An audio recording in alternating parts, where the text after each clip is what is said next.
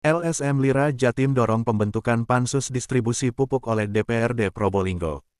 Global Expos TV Kabupaten Probolinggo, pada tanggal 8 Januari tahun 2025, Gubernur dan LSM Lumbung Informasi Rakyat, atau yang disingkat LSM Lira Jawa Timur, Samsudin SH bersama DPD LSM Lira Kabupaten Probolinggo, kembali menyuarakan keprihatinan terhadap distribusi pupuk bersubsidi yang dinilai tidak tepat sasaran. Audiensi kali ini dilakukan di gedung DPRD Kabupaten Probolinggo, dengan melibatkan berbagai pihak terkait. Audiensi yang berlangsung pada Rabu tanggal 8 Januari tahun 2025 dihadiri oleh Kapolres Probolinggo AKBP Wisnu Wardana, Ketua DPRD Kabupaten Probolinggo Oka Mahendra Jati Kusuma, Ketua Komisi 2 DPRD Kabupaten Probolinggo Reno Handoyo, para distributor pupuk, penyuluh pertanian lapangan, atau PPL, dan jajaran OPD setempat. Dalam forum tersebut, Samsudin mengungkapkan sejumlah temuan terkait dugaan praktik mafia pupuk yang merugikan petani di Kabupaten Probolinggo.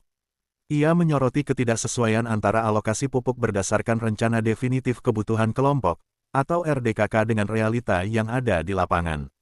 Petani di Kabupaten Probolinggo masih kesulitan mendapatkan pupuk. Fakta di lapangan menunjukkan adanya oknum yang memanfaatkan situasi ini demi keuntungan pribadi, sementara distribusi pupuk tidak berjalan sebagaimana mestinya, tegas Samsudin. Ketua DPRD Kabupaten Probolinggo, Oka Mahendra Jati Kusuma, mengakui adanya keterbatasan alokasi pupuk. Dari kebutuhan urea sebesar 35.000 ton, Kementerian Pertanian hanya mengalokasikan sekitar 80%, sehingga banyak petani tidak mendapatkan pupuk sesuai dengan kebutuhan mereka. Kami menyadari bahwa kuota pupuk yang diberikan pemerintah pusat belum mampu mengatasi kebutuhan petani. Regulasi harga juga harus diawasi ketat agar tidak terjadi penyimpangan di tingkat distributor atau kios, ujar Oka.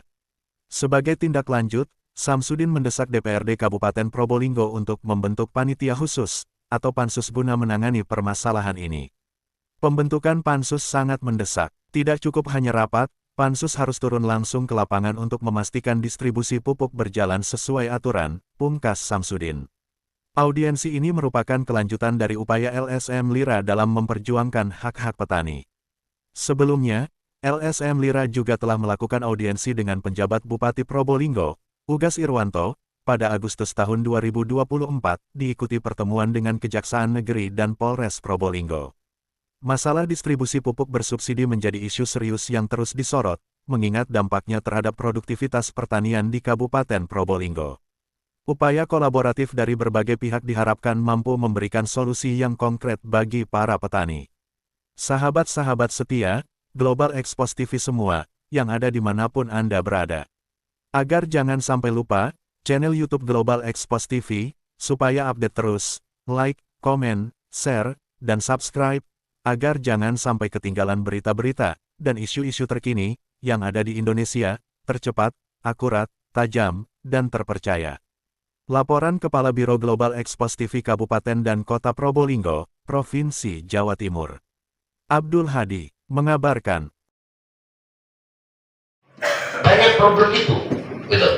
Jadi tidak pernah ada satu Kamtipmas maupun Babinsa mensosialisasikan kepada kepala desa. Terkait dengan pihak permasalahan itu ini diajukan oleh beberapa NGO, salah satunya adalah Lira dan beberapa NGO yang lain seperti AMI, dan kemudian kita bersama-sama dengan stakeholder yang terkait dibantu oleh pihak dari Kapolres hadir dalam rangka mendengarkan aspirasi dan mencari carut-marut yang ada di Probolinggo perihal mengenai sulitnya atau langkanya pupuk yang ada di Kabupaten Probolinggo.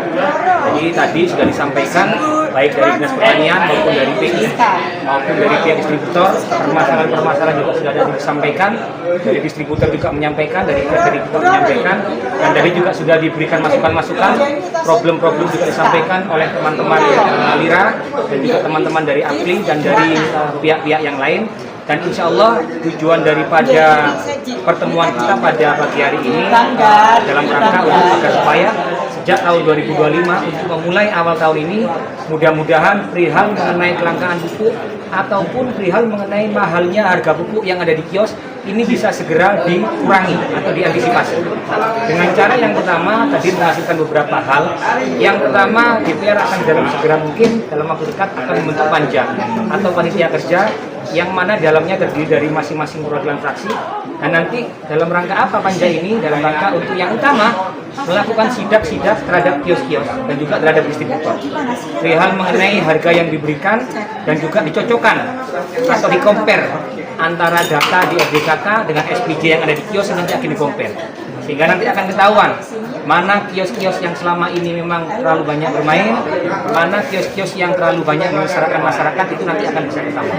Jadi harapannya dengan dilakukan langkah-langkah ini bisa sedikit mengurangi permainan distribusi kios yang ada di distribusi pupuk yang ada di tingkat kios. Harapannya masyarakat juga tidak membeli harga pupuk dengan harga yang melambung, karena dari laporan-laporan yang ada, bahkan dari Lira menyampaikan kemungkinan dari seluruh kios yang ada memberikan harga itu di atas harga eceran tertinggi. Begitu ya Mas? Di atas harga eceran tertinggi. Itu temuan yang langsung ditemukan oleh teman-teman Lira. Itu juga akan kita tidak lanjuti, di mana kami ini sebagai lembaga legislatif merupakan perwakilan dari masyarakat ingin meninjau langsung betul tidak seperti itu terjadi di kios-kios yang ada. Sehingga kalau itu memang terjadi, kesepakatan yang terjadi nanti, kalau memang kios melakukan itu, maka saat itu juga pada saat sidak, maka kios harus bisa segera dicabut izinnya dalam rangka untuk distribusi. Kelangkaan sendiri faktornya apa, Ketua? Ya, kelangkaan tadi yang disampaikan oleh teman-teman PI tadi, maupun dari teman-teman Dinas Pertanian, dari sudut pandang teman-teman BI itu sebenarnya sudah terdistribusi 80% dari kuota yang ada. Jadi hanya kurang 20%. Tapi pada fakta yang ada, masyarakat ini banyak merasa tidak mendapatkan itu. Tapi dari sudut pandang BI sudah 80%. Namun demikian berbeda dengan fakta yang ada di lapangan. Ini yang tadi kemudian kita cari permasalahannya. Ada beberapa hal yang menyebabkan permasalahan itu ada. Yang pertama, kita coba kaji dari dasar datanya. Ternyata dari dasar datanya, dari dasar data RDKK saja, dari kebutuhan yang disampaikan oleh pertanian, kemudian diberikan kepada kementerian itu ternyata emang kurang daripada kebutuhan kita. Jadi hanya mengcover urea hanya mengcover 85%, kemudian NPK itu hanya mengcover 56%, kemudian organik itu hanya mengcover 32%. Jadi dari kebutuhan 100%, tentunya sudah tidak bisa memenuhi seluruh kebutuhan yang ada. Itu kelangkaan pertama yang disebabkan itu. Kelangkaan yang kedua tadi, adanya tidak terserap karena adanya perbedaan antara orang petani dengan lahan yang dikelola. Karena syarat daripada untuk mengambil pupuk itu salah satunya adalah masyarakat atau petani datang langsung dengan membawa KTP asli dengan difoto dan juga harus cocok dengan SPT nama SPT-nya. Yang terjadi banyak ketidakcocokan biasanya sehingga tidak terserap. Jadi banyak faktor tapi salah satunya itu kelangkaan itu jadi seperti itu. Nah untuk tahun 2025 tadi kami juga sudah sampaikan berarti ada potensi. Tahun 2025 ini ada potensi seluruh kebutuhan pupuk masyarakat Probolinggo belum terpenuhi 100%. Karena apa tadi disebutkan di antara yang sudah diajukan sekian ribu kuota itu masih terpenuhi sebagian. Artinya itu menjadi PR kita bersama bagaimana ke depan minimal dulu dari yang sudah disetujui ini pendistribusiannya itu bisa nyampe ke masyarakat dan dengan harga yang sesuai. Kalau itu saja bisa terjadi, saya rasa gejolak masyarakat tidak terjadi. Jadi itu yang sekarang ini kita sedang kita perhatikan. Belum lagi ada potensi permainan di tingkat dan distributor yang saya rasa sudah sangat sistematis sekali, kan begitu ya namanya. Sudah sangat sistematis, sangat complicated. Ya, itu yang makanya ini perlahan-lahan, mudah-mudahan langkah kita pada awal tahun ini bisa sedikit banyak mengurangi keresahan terkait pupuk di masyarakat. Kabupaten Probolinggo, kebetulan saya sebagai Gubernur LSMD Jawa Timur, karena persoalan ini bukan hanya di Probolinggo sebenarnya, namun yang menjadi konflik dan sistem ini di Probolinggo. Karena di Probolinggo kami temukan bukan hanya persoalan kelangkaan pupuk yang mana yang disebutkan tadi oleh Ketua Dewan bahwa kelangkaan pupuk karena memang ada beberapa banyak data masyarakat yang belum mendapatkan data belum masuk pada data RDKK. Namun kami lebih concern kepada penyaluran pendistribusian yang dilakukan oleh oknum distributor pada kios. Yang selama ini kami temukan adanya dugaan pengurangan kuota dari oknum distributor kepada kios. Kemudian sehingga berdampak kepada penjualan harga pupuk di atas harga HIT. Ini yang terjadi hampir di seluruh Kabupaten Probolinggo di 24 kecamatan. Dan kami minta dan kepada Ketua Dewan tadi agar membentuk pansus. Alhamdulillah direspon, minggu depan akan sudah dibentuk panja. Kemudian kami minta agar segera dilakukan sidak. Karena temuan kami di 24 kecamatan hampir semua oknum kios itu ya kemudian membuat SPJ yang sesuai dengan RDKK. Namun pada faktanya kami buat pernyataan masyarakat yang masuk dalam RDKK, tidak kami temukan pembelian masyarakat itu sesuai dengan RDKK. Nah ini kan ada monopoli yang terstruktur dan masif.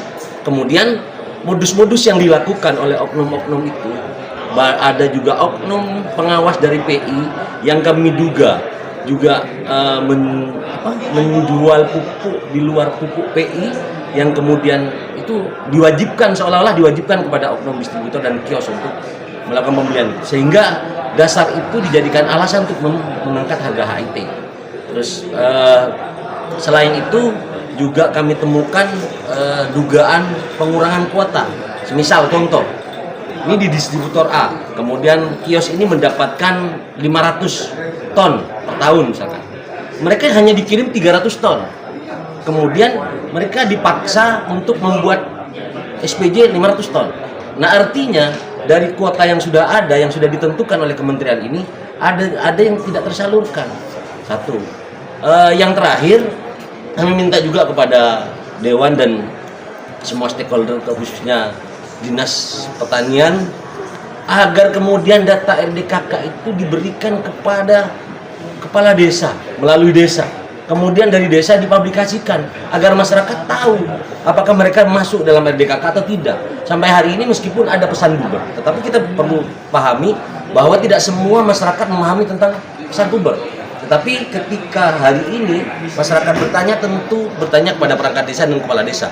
Jika kepala desa di desa-desa itu sudah diberikan data RDKK sesuai dengan yang dikeluarkan oleh kementerian, masyarakat mungkin tidak akan bingung untuk mencari datanya, mereka masuk dalam daftar RDKK atau tidak.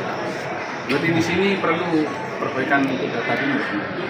Ya, Karena kalau dari pihak pertanian ini kan istilahnya dia tidak memiliki kekurangan orang untuk melakukan pendataan. Sebenarnya itu bukan alasan. Sebenarnya tidak jadi soal, karena ini ketika melibatkan misalkan yang lebih paham tentang di masyarakat itu adalah desa. Ketika berkoordinasi dengan pihak desa, saya pikir tidak akan ada istilah kekurangan tenaga itu. Dan jika memang itu ada kekurangan tenaga, maka wajib hukumnya agar itu segera disediakan. Karena ini berkaitan dengan nasib petani kita di Kabupaten Probolinggo. Mungkin dari